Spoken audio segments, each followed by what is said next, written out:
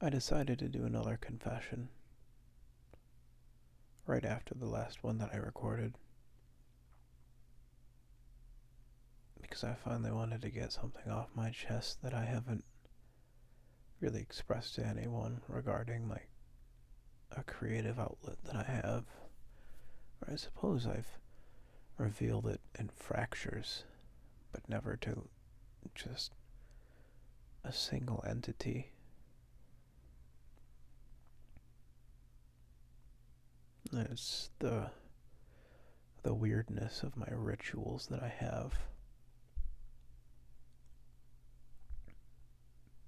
I don't think I see the world in the same way that other people do. And I certainly don't see things having meaning in the same way that other people do.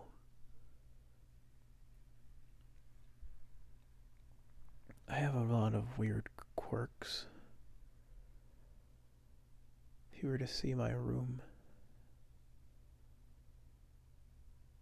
you'd find that I have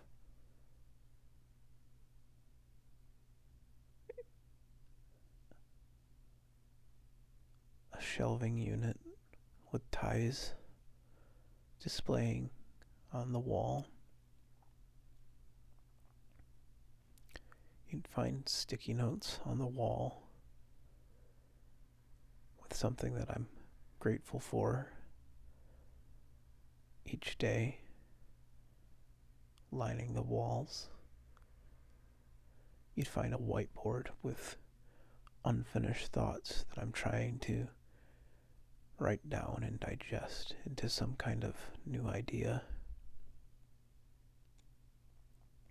And then on the other wall, you'd find a canvas hung on the wall, and where you would expect a painting, there isn't one.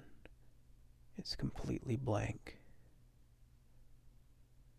I have a blank canvas on my wall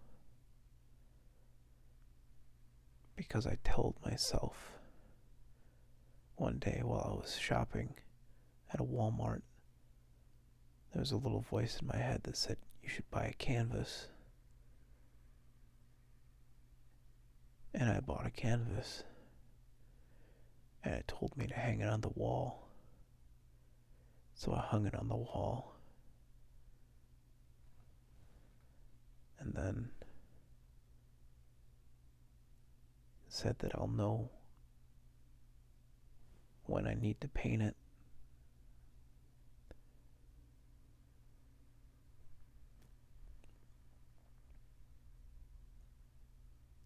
I wanted to talk a little bit about that because a couple days ago I had an urge for the first time since getting it, which I've had this canvas on my wall for almost 2 months now, I think.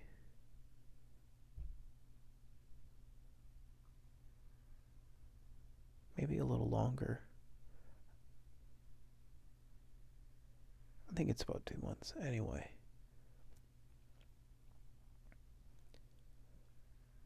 I was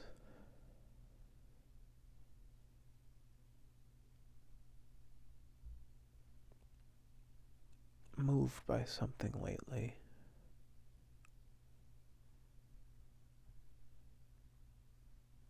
And an urge hit me for the first time since I'd gotten the painting or the canvas to write the words,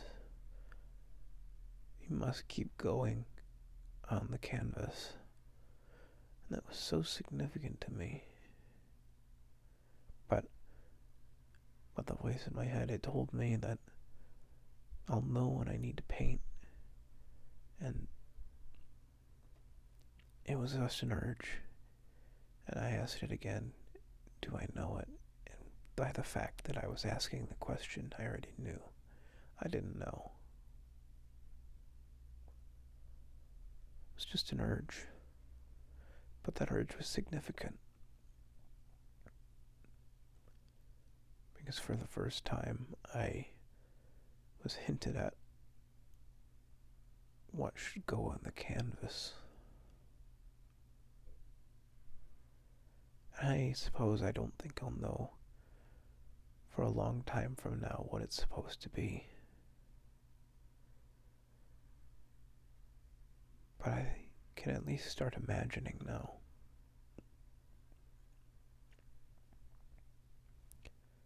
And that's another thing that I do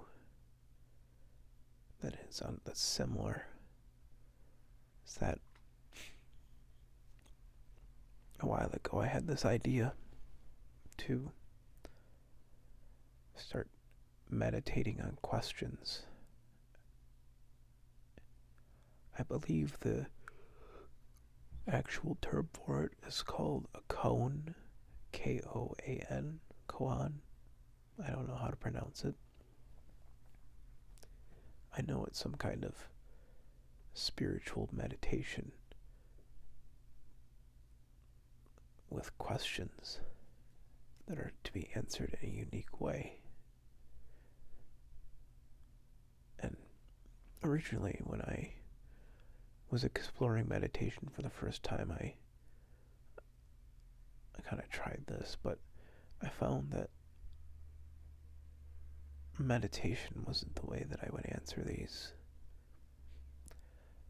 I found that time was a better way to answer them. In any case, the first question that I had was,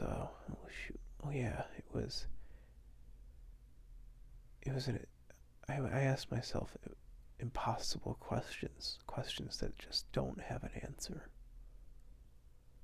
And the first question I asked myself was, how do I become?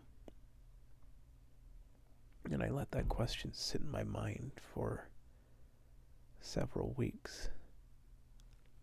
And at the time I was with my parents, and I think it was an Easter service that I went to for church. But I remember standing in the pew and looking up at a light, and suddenly I had an answer. How do I become? And it was so vivid. It was a tree in the winter that had just shed its leaves.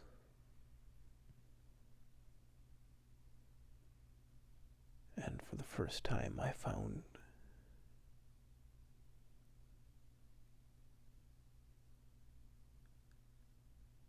something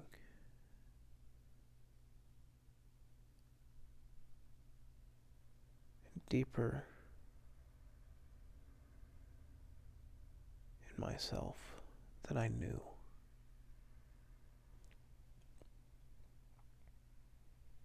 Because the more I looked at the answer, the more I couldn't find the way that it wasn't wrong.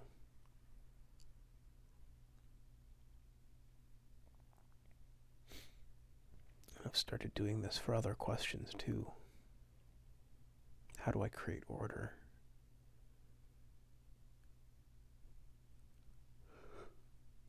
Oh jeez, I'm getting tired again.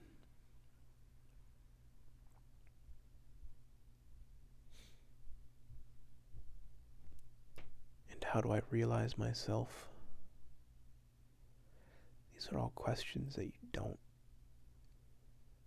they're so vague that they couldn't possibly have an answer. But each time, my mind responded with, if I gave it enough time, it responded with an answer that made perfect sense.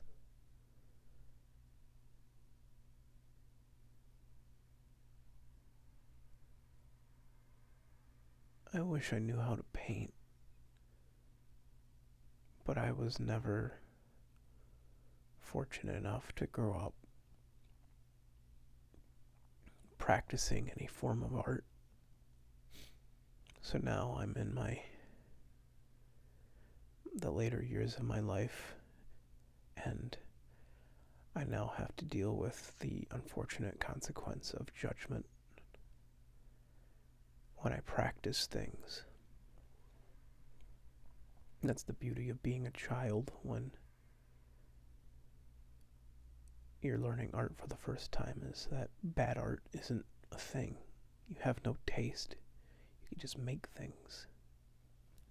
But as you grow up, you get a sense for what beauty is, and your taste starts to develop, and your judgment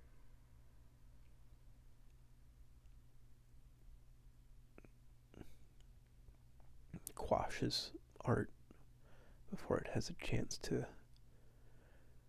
breathe itself in the world.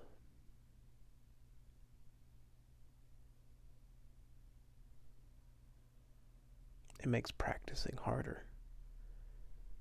Much harder, because I'm sure no one wants to make bad art.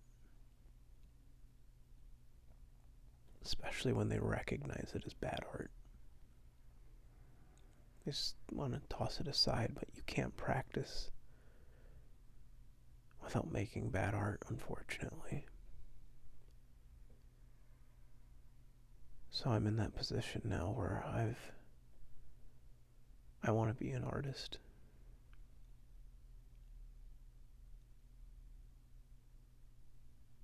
But I've never practiced.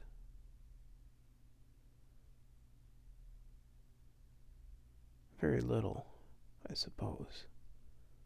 I wrote poetry, done little bits and pieces of writing, wrote horrible music. But I've never practiced diligently, and that's what separates me from the good artists of the world, is that I've not practiced yet. And it's really hard to practice. Because I hate what I make. I hate it.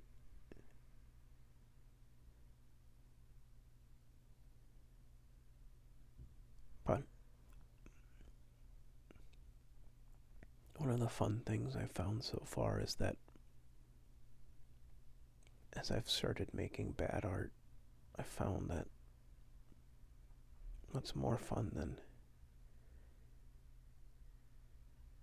is turning the old things into this accrual of newness.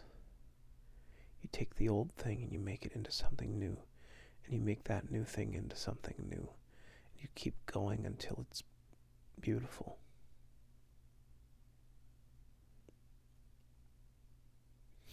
Or you take the pieces from the bad art that you do like, and you put it into something new.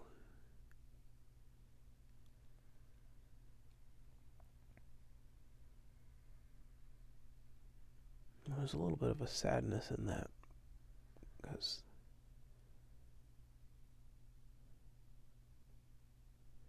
maybe that's a romanticism that I have of dying ideas, that what of them?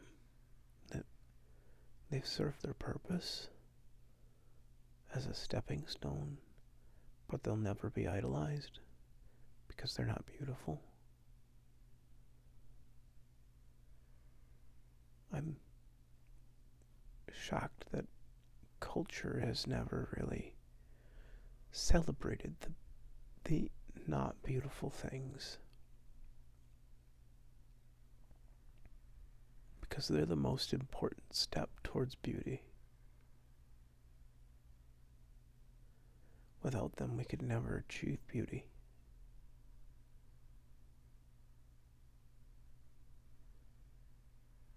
Or have a sense of what it is.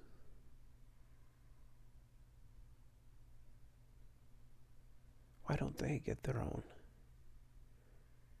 celebration.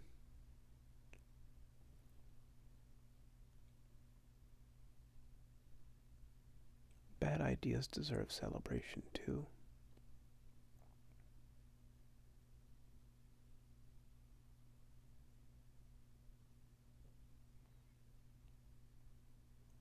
The fool serves a purpose to make a good example. Can't remember who said that. It's a quote from somewhere, but the same is true of art.